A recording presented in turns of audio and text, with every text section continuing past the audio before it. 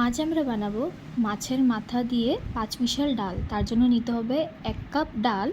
এটাকে 15 থেকে 20 মিনিট ভিজিয়ে রাখতে হবে। তারপর একটা কুকারে সামান্য নুন দিয়ে 3টা সিটি আসা অবধি সেদ্ধ করে নিয়ে মাছের মাথাগুলোকে ভেজে নিতে হবে। তারপর ছোট একটা পেঁয়াজকে আমরা পেস্ট করে নিব। আর কড়াইতে দিতে হবে সামান্য তেল, ফোড়নে দিতে হবে গোটা জিরে আর আগের থেকে কেটে রাখা পেঁয়াজ কুচি, আদা কুচি, রসুন কুচি তেলের মধ্যে দিয়ে ভালো করে নাড়াচাড়া করে নিতে হবে। এবার 1 চামচ পেঁয়াজ বাটা দিতে হবে।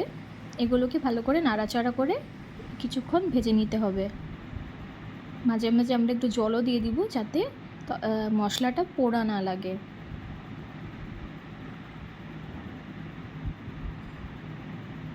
মনে রাখতে হবে আঁচটা যেন কমে থাকে।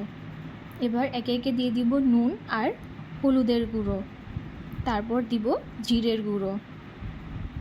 এবার জল দিয়ে কিছুক্ষণ কষিয়ে নিতে হবে।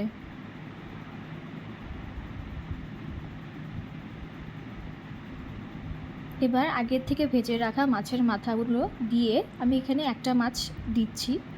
আপনারা চাইলে শুধু মাছের মাথা দিয়েও বানাতে পারেন। এবার এটাকে 5 থেকে 10 মিনিট মতো ঢেকে রাখতে হবে।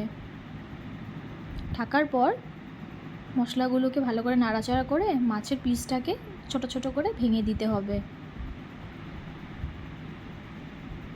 এরপর মশলাটাকে আমরা ভালো করে কষিয়ে নিব।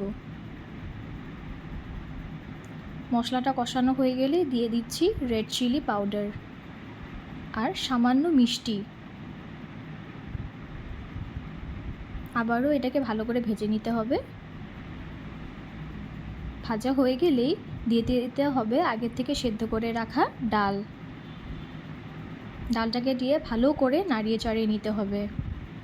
আর 10 থেকে 15 মিনিটের মতো এটাকে ঢেকে রাখতে হবে।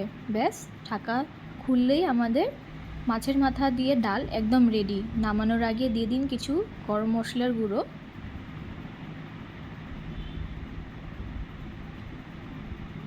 ব্যাস, আমাদের ডাল একদম রেডি। খেতে খুব স্বাদ হয়।